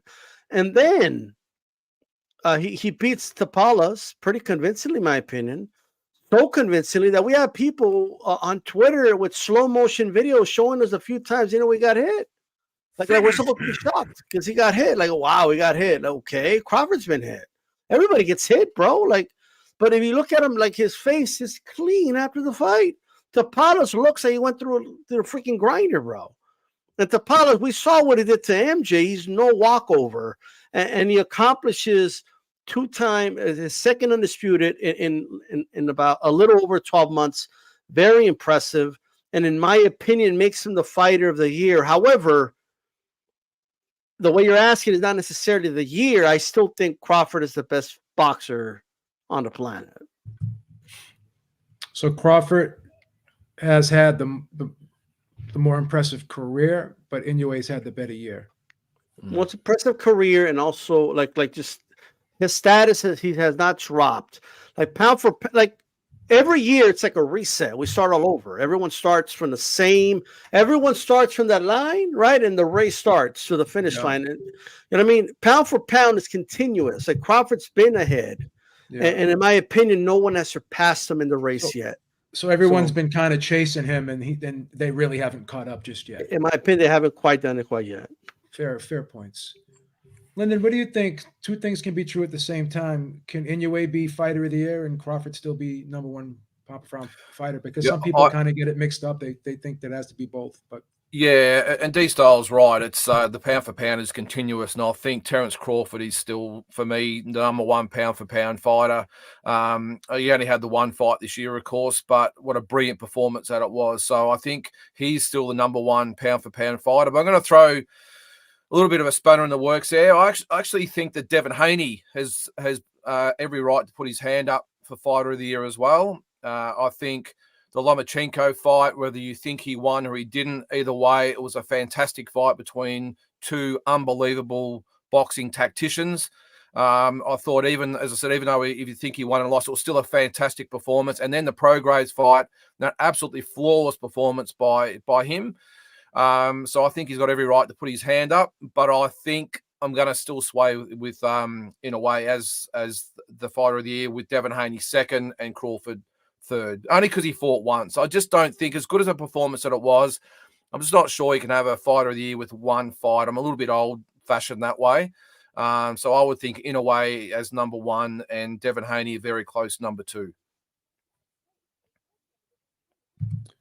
Do you agree with that, Doomy? Do you think that one fight kind of disqualifies you? I'm not going to say disqualifies you, but it kind of hurts your chances to get fighter of the year, whereas Inoue had those two big wins and became undisputed. So does that kind of favor him in this fighter of the year? And did he do enough to overtake Crawford, do you think, for pound for pound? I mean, Inoue's been doing a lot and impressing us a lot for a while. You know, like D-Style said, you know, every year you kind of reset, start the race again to see what you've been doing that year. But I still think Terence is the, you know, pound for pound. To me, he's the best fighter. Is Inoue on track for something like that? Is he on track for something legendary? I mean, people are saying that he might be the next Manny Pacquiao. Manny Pacquiao's grown fond of him, even saying that he's you know, willing to kind of shadow his career, you know, along his career going up in those weight classes. So yeah, I mean, I could totally agree with him being the fighter, you know, of the year. I don't know where the metric kind of like starts with him in the amount of fights that he had for that year. I don't know how many fights you got to have to be the number one fighter, but he's impressed every time. He just finishes guys. I mean, you guys saw what he did to Tapales. I mean, the guy looks so sad afterwards. I mean, when he fights these guys, I mean, they look sad afterwards, and he's really pulverizing cats. Terence does the same, but I think that Inoue is just more dominant. And in that sense, I think that Inoue's kind of gaining ground towards that, you know, pound for pound best. So, Danny, I want to tell you kind of a story. I saw this on Twitter yesterday. So Rick Glacier tweets out that when Terence Crawford beat Errol Spence, he destroyed the narrative. He shut down the LDBC, forced people to shut down their YouTube channels. And he said, because of that, Terence Crawford should be fighter of the year. Now, I never knew that was part of criteria for fighter of the year. Do you think because he did those things or allegedly did those things that gives him the fighter of the year? Or would you lean towards Inoue? And did Inoue do enough to surpass Crawford as the number one fighter in the world? Yeah, I didn't know that was the criterias, but I'd say that Crawford had the best signature win, performance of the year. I saw Base, he gave him performance of the year, and I agree with that. You know, he did shut down the LDBC crew. He made the Wakandians. Yeah, they had to take bow. I had to submit. I had to tap out. I had to break bread. I was upset. I remember even the stoppage. I was drunk, and I was like, bullshit stoppage. The ref's a joke. I was going mad. I was losing my mind. So yeah, it was bad. It was a bad day for Jamaica. But yeah, as far as pound for pound goes, I would say that Terence Crawford is the pound for pound number one still, because he's beat guys where the chances, the odds are shorter. Also, he's come through. I'd say going into the fight, more people. I know, Base, you did say that Terence was going to win, but if you talk about asking around, more people thought Errol was going to do him, going to be too big, too strong. If he was in the arena, I know that a few people was in the arena. They said it was a very pro Spence crowd.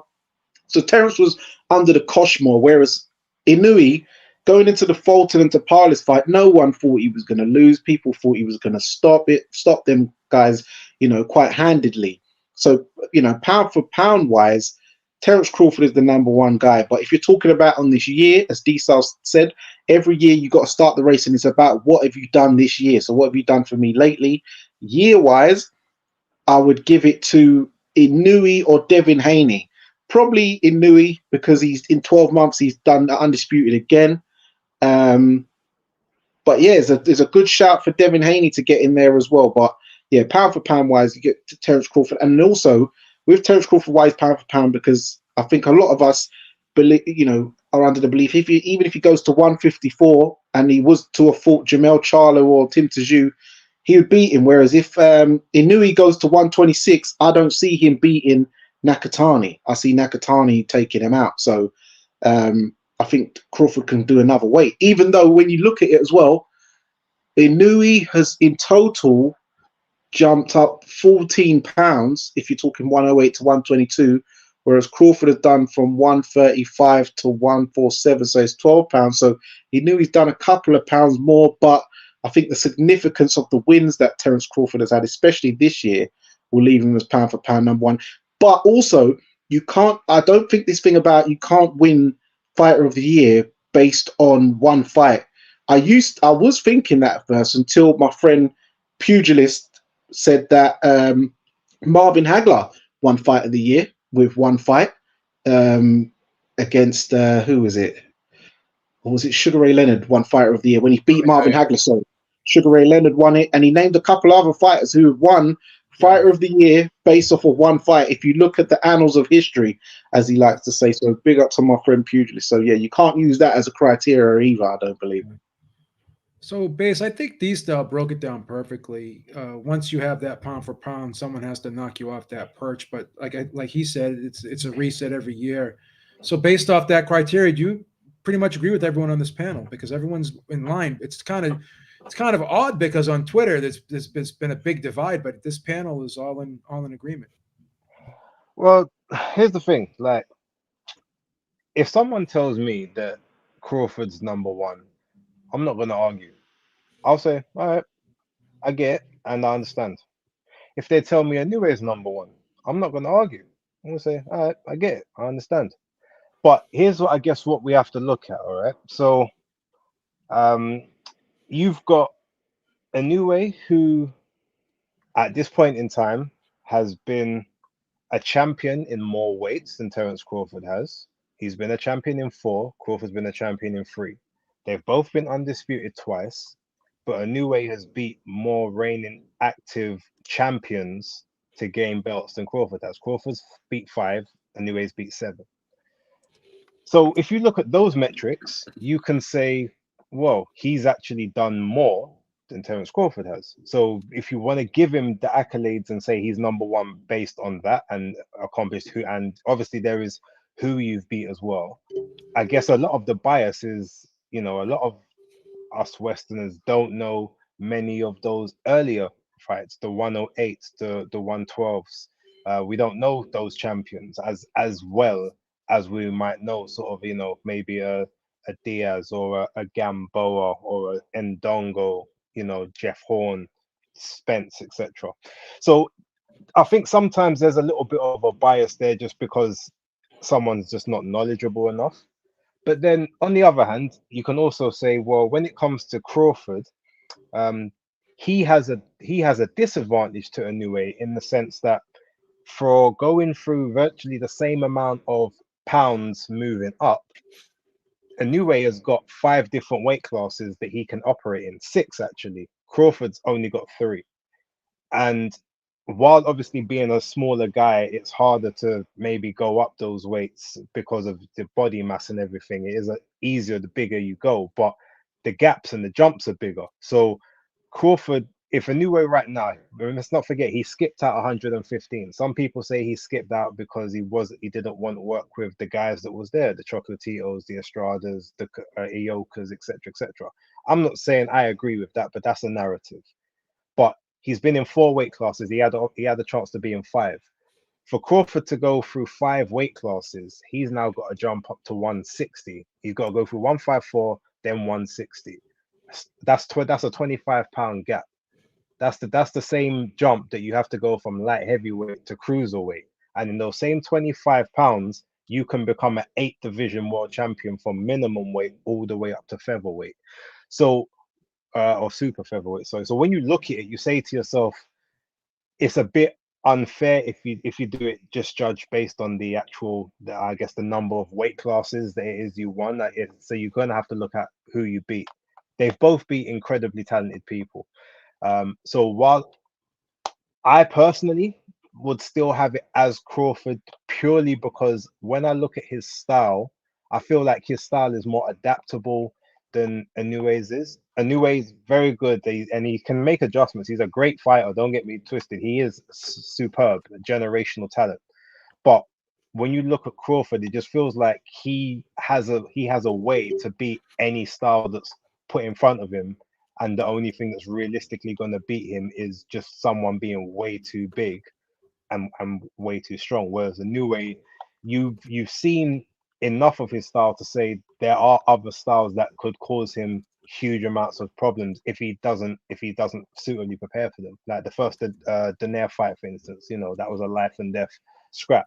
He come through it. He's got the heart of a warrior. He's got Super Saiyan levels of endurance, and there's no quitting him.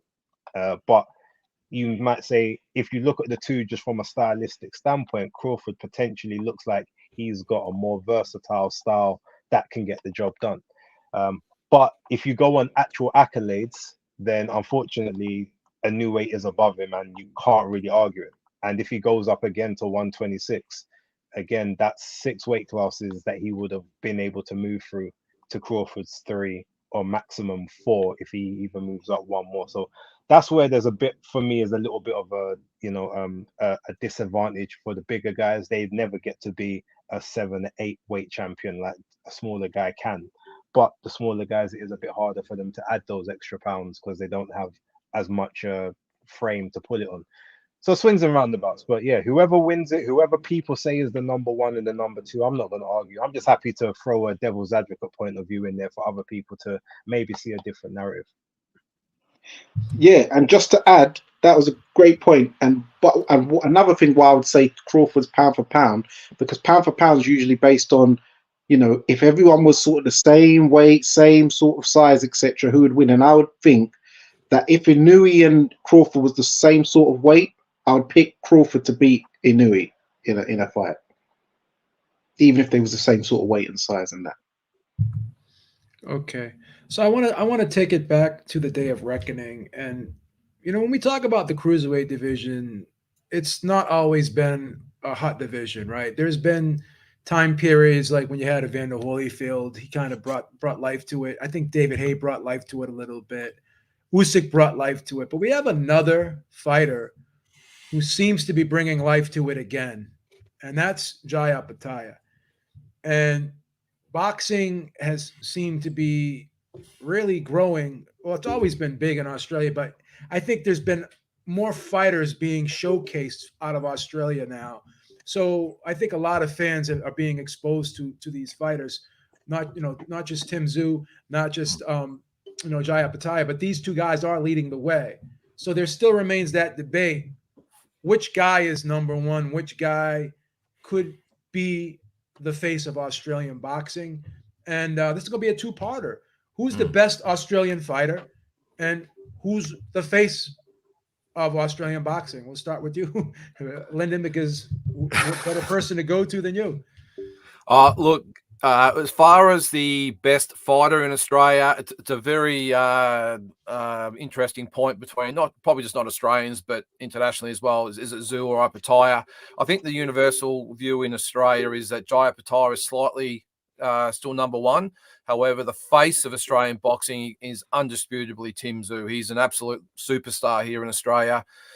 Massive pay-per-view numbers, massive crowds, and that's a real shame because, I'm sure you guys agree, Jai Opetaia is a sensational fighter. I've got no doubt that he'll go on and do some great things. Hopefully he moves up to heavyweight. But yeah, here in Australia, as I said, Jai is recognised as the number 1.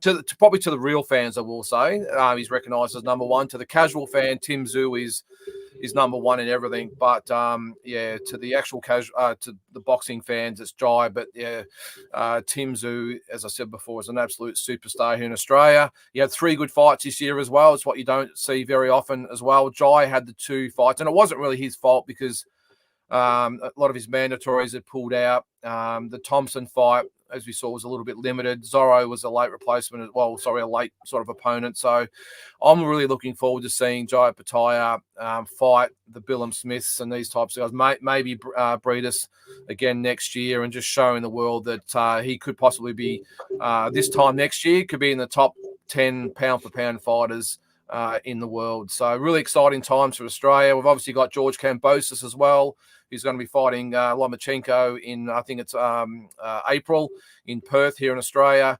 And, of course, Jason Maloney as well defends his world title next month in Canada. So really exciting times here. Andrew Maloney's brothers just had a good win here in Melbourne, so he'll be hoping to fight for a world title next year. And Liam Paro is another one. I'm sure you guys agree is another really good up-and-comer as well. So it's really exciting times here in Australia. I'm not going to say it's probably the best era we've ever had, but what it is the best, the most opportunities that Australian fighters have ever had, and that's thanks to the Eddie Hearns and, of course, No Limit here in Australia as well. So, yeah, really exciting times here in Australia. Can't wait for a few more of the Aussies to hit the stage next year, and for you international guys to see what talent we have down under here in Australia. Let me just ask you further on this, expand upon this a little bit. Do you think, though, given Jai Opetaia's recent performances and now being in Saudi and with the help of Saudi, do you think that the gaps may be closing a little bit? And do you think he has the potential to overtake Zhu? Or do you just think because the Zhu name is just so popular, and Tim Zhu is an excellent fighter, he's backing up the name. Do you think that this time next year that Jai Opetaia could be narrowing that gap? Unfortunately, I'd probably have to say no, mate. I think look, Tim, you're right. The Zhu name was obviously a massive platform for Tim and now Nikita on the way up as well. But he's now in his own right a superstar. He really is. And that's a credit to his team, his promotional team as well. No Limit have done a fantastic job of putting on big pay-per-view events. They market it so well. Unfortunately for Jai, and look, he's got Tasman fighters behind him. Mick Francis, a great guy, but hasn't. I'm not sure if you guys understand how it works here in Australia. That No Limit have a monopoly on the pay-per-views here in Australia, so it's very hard, if you're not with them, to get that attention.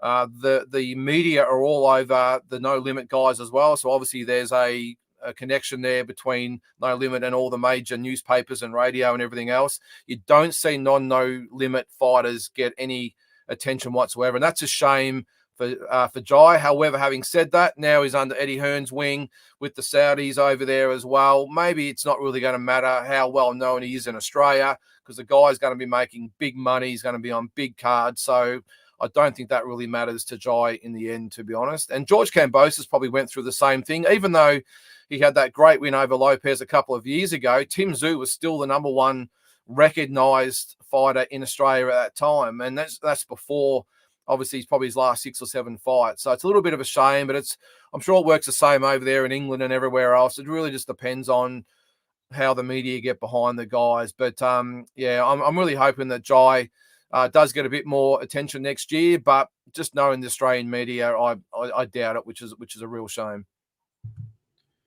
So D-Style, you follow Tim Zhu's career closely, and now obviously I think everyone's starting to take a look at Jai Opetaia. Would you say Jai Opetaia is the number one fighter in Australia right now? Do you think he's surpassed Tim Zhu, or do you think it's very close?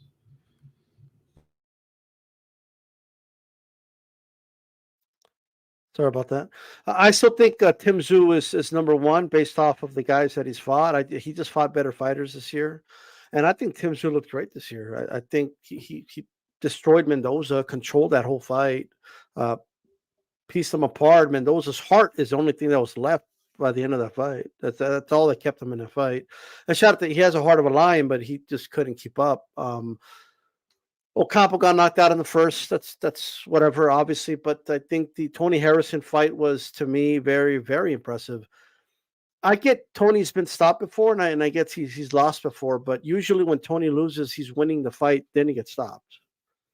Tim Zhu was beating the hell out of him and then stopped him. There was never a period where I said, man, he's outboxing Tim Zhu here. And I think Tim Zhu showed how good he is. And Opetaia has a one win, and it's a really good fighter in Bredas, but I need to see more.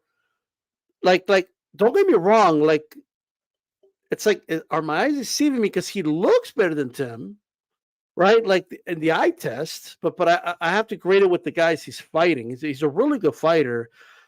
Look, if the Australian media, sports media, is not covering Jai, they're missing out. I mean, this guy is knocking dudes out senseless.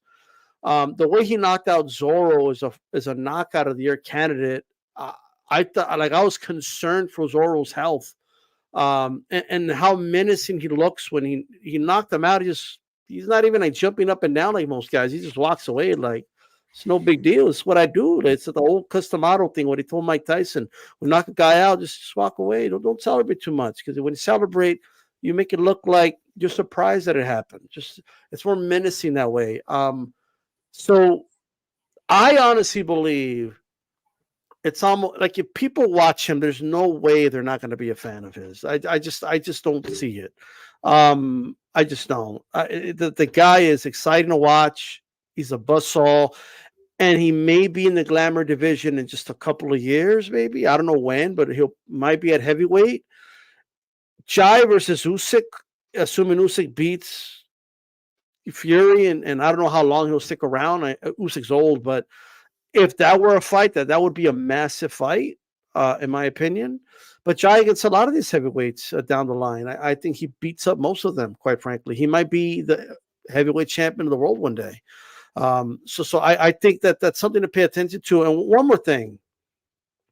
I can't speak. Obviously, I don't live in Australia, and I don't know the history of Australian boxing like that. All I've ever known about Australian boxing is when the guys made it to the mountaintop and they were on my television growing up. Okay, like Kachisu, for example. The first time I saw Kachisu is when he beat up my hero, Julio Cesar Chavez. That's the first time I saw him, right? So Tim Tszyu, however, it's completely different.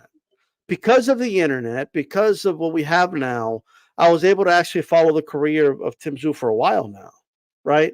And the same with look at Jai. I know who Sam Goodman is. Like I wouldn't know who Sam Goodman was like 15 years ago. Yeah, I wouldn't even know who he was. I wouldn't know who a lot of these guys were, quite frankly, right? Steve Spark. Yeah, Steve Spark. Look, obviously, Steve Spark. Look, at the end of the day, we're getting more. There's more exposure from a much larger audience, the world now, for Australian boxing. And I will say this: I know Tasman Fighters has a deal with the Zone, so I can actually watch their fights on the Zone. No Limit. The one thing they're lacking right now is some type of streaming deal in the United States, which I believe they could use. I don't see why they wouldn't. And that would expand their audience even more. I just want to put that out there. I can't watch a Nikita Tszyu fight. Like I have to wait till the fight and then I watch the highlights. And then the whole fight, maybe down the line if it's on YouTube or something. But that's something that No Limit needs to do, in my opinion. But just the only reason I'm making that point, Jai has a global audience now with that deal that's with the Zone. Right, so more people are going to watch Jai fight than Nikita Tszyu because Nikita Tszyu is only in Australia or the surrounding regions. So Jai's going to have a lot more people watching him, and ever since he's been on the Zone, way more people know about him. That's just the truth. So I just want to put that out there.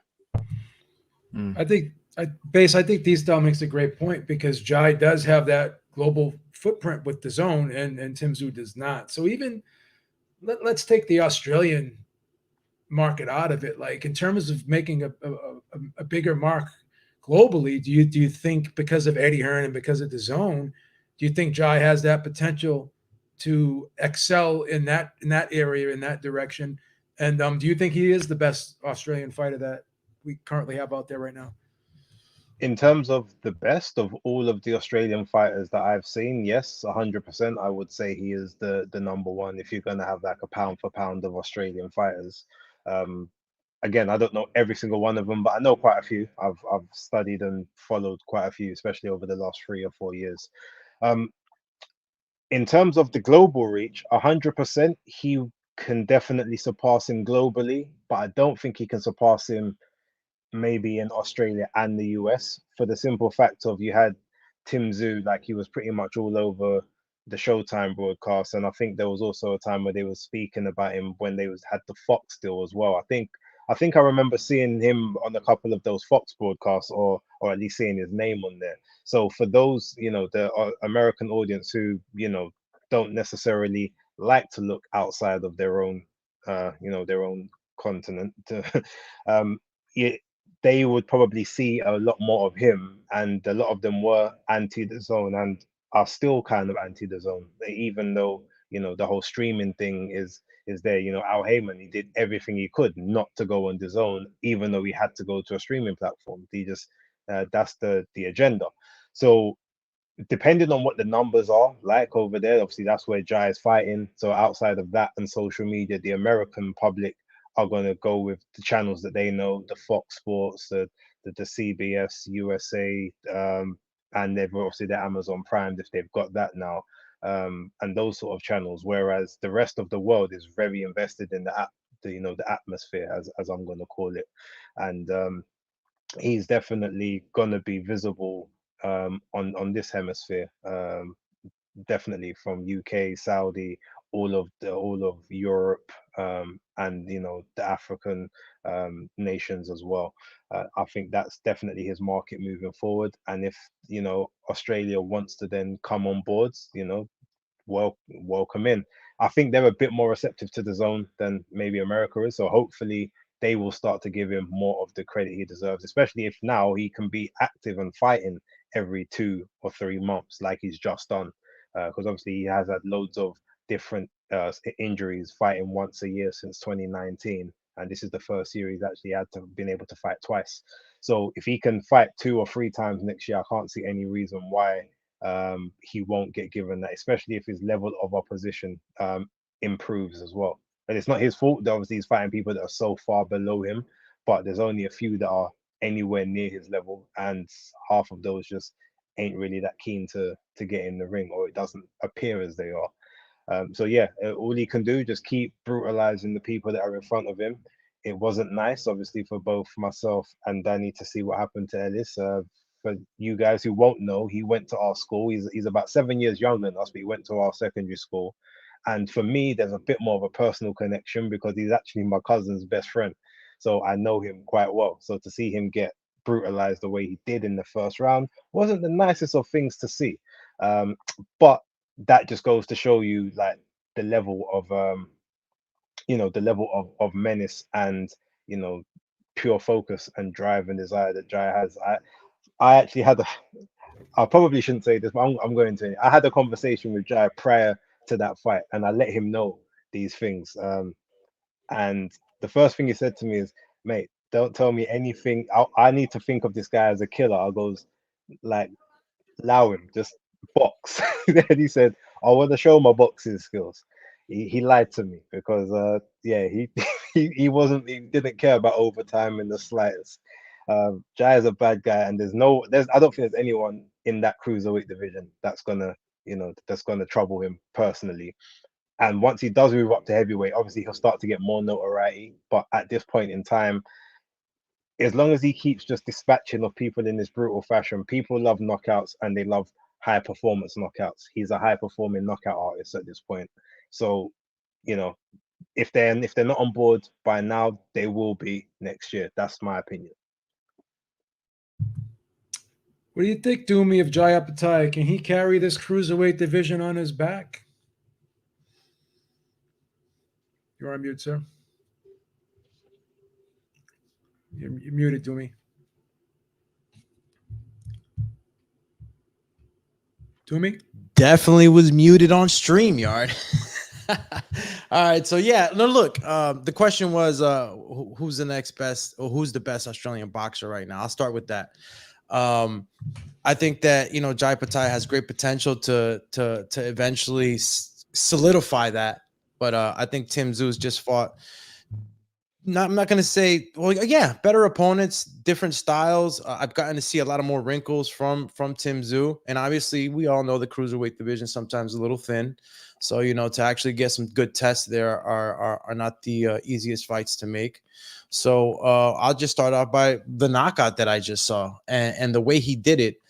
And I don't know, right, D-Style, if we could look at the knockout, it's literally like a 3-second clip. I don't know if that's allowed. I know sometimes you're worried about getting flagged, but I've been looking at it this whole time while we were talking, and of course I saw the fight on fight day, and I am impressed. I am impressed by the way he boxes. He has great bounce. He's able to really trick the opponents with his bounce and in and out. It almost kind of reminds me a little bit of Bivol, the way he bounces and he's in and out. and he keeps his guard really high. And of course, he's a southpaw, so I kept seeing the way he would bring his right hand up. And I mean, look, man, we all know that Zoro's hand was, you know, you're supposed to have your hand here. His hand was down here. So, you know, this is my right side. I don't know if you guys could really see me, but, you know, Zoro basically gave him that. You know what I mean? When you start to gauge distance and you started to see Opetaia get more confidence in closing that gap, you start to see the distance and the way he controls that distance. And he knew what he was going for. He was sniping that hand that was just here. You know, a lot of boxers fall into this when they're trying to do the shoulder roll, and you know, there's different styles of boxing, but when you got a power hitter like that, that was a huge mistake on Zoro's part. And I'm not saying that he was going to win the fight, but you know, it was impressive to see Jai pick up on that and really land that left hand. And if you see the way he throws it, right hand goes up, he curls it out, looks like he's doing a lot with his right hand, but he dips down and he throws the overhand left, and it landed so flush, so beautifully. I was impressed by that. I can't say too much about Opetaia's other opponents except for Brady's. I mean, you have one or two maybe that I could probably, you know, say that, you know, it was like Jordan Thompson. He was an undefeated fighter, but there's just the cruiserweight division is thin, you know, and I think we'd see his star rising in the heavyweight division more than in the cruiserweight. And yeah, Tim Tszyu, I think Tim Tszyu still has that hat. I mean, Kambosos was the champ. Obviously, he's fighting Loma, like the bro stated. So it'll be interesting to see what Kambosos does with Lomachenko. So, Danny, I have a newfound admiration for Ellis Zoro after Base told me that heartwarming story. But after what Jai Opetaia did to him, can you kind of forgive him a little bit now? Can you get behind this guy? Is this going to affect your opinion on if this guy's like the best Australian fighter or not? What do you think? No, I was behind him anyway. I seen him when he fought Mark Flanagan. Then I didn't see him again until he beat Bradis. So yeah, I was behind him. But yeah, I had Ellis Zoro on the neutral corner, funny enough, as well. So I know Ellis. He's local to us. He's from, you know, local to me and Base as well. But you know, I didn't see that cut. I didn't see it ending that early. But I think, yeah, style-wise, I think that Jai Opetaia is the best Australian fighter. But popularity-wise, it seems that when Tim Tszyu fights, his events the spectacle looks bigger. You know, you have all the fire flames going and they're going, like they're screaming and shouting like crazy. Like when he's fighting, they really get behind him. Like, so it seems in Australia, Tim Tszyu is the man, you know, and he's obviously got some Russian fan base due to his dad, you know, with the Russian origins. But Jai Opetaia as well, he's got the Pacific Islanders like the Samoans. They really getting behind him, and they was very happy this week, last weekend, as they had him, Joseph Parker, obviously Junior Farr. He put up a decent effort against Frank Sanchez. So yeah, I think that in the future that Jai Opetaia has the potential to overtake Tim Tszyu in popularity, but for now, Tim Tszyu is the man in Australia. But globally, probably more people in more different countries know about Jai Opetaia due to the DAZN deal, and he's looking good. And I'd say that Tim Tszyu has had the better opponents this year, you know, so he'd probably win that as well. But yeah, I know some people say no, they're not sure if Jai could go to heavyweight because his size don't look that big. But I was going through his record and I saw that in one of his fights he weighed 217 and he fought a guy 233 and he knocked him out. So he and that's 217's more than what Wilder was weighing in his last fight, and he's been in quite a few fights of Wilder's fights. So 217 is a decent amount of weight, you know. So I think Jai could go up to heavyweight eventually. But yeah, you know, when he beats guys like Chris Billam-Smith, Lawrence Okoli, Richard Riakporhe, a couple of those guys, then you know, then you'd be saying, yeah, he is he's cleaned out the champions and stuff like that. So yeah, but for now, Tim Tszyu in Australia, Jai Opetaia globally. But I'd say Tim Tszyu has achieved more, so I'd keep him as the best fighter for now. But Jai, on eye test and potential, I think he has the higher ceiling. But it's good to see Australia back in the mix. You know, back in the day we had Tim Tszyu, Sam Solomon, Billy Dibb. Costas, sorry. Sam Solomon, Billy Dibb, obviously Lucas Brown had a little stint. And there was some decent guys back in the day. So it's good to see the resurgence of Australian boxing. Danny Green, Anthony Mundine as well. Anthony Mundine, I forgot that one as well. Danny Green? Remember Danny Green? I will say this: Australia has a problem, but it's a good problem. So you have to decide who's better, Tim Tszyu or Jai, and that's it. But it's more debatable than when Mexicans were debating who's better, Chavez Jr. or Canelo. Like that wasn't even a debate, but people were having that debate. Okay, so this is a little better of a debate. This is a healthier debate. Yeah, and both of them as well. I'd say with Jai and Tszyu, and Kambosos, they're all very good talkers. Obviously, Kambosos gets a bit out there with it. He's a bit deluded, all this art of war nonsense. But Jai and Tszyu, they're good talkers. They do smack talk, but it's in a good way. I like that. They talk a good game, but they back it up. Yeah. All right, that'll do it. Final show of the year. I want to wish everyone a happy and safe new year. I want to thank the chat. Thank everyone for joining us. Thank you, fabulous panel. And we will see you. Well, we'll see you New Year's Eve, Eric and I, on the Ringside Reporter on Sunday. But we'll see the Roundtable crew next year. Everyone have a great one and be safe. Peace out. Happy New Year. Happy New Year, everyone.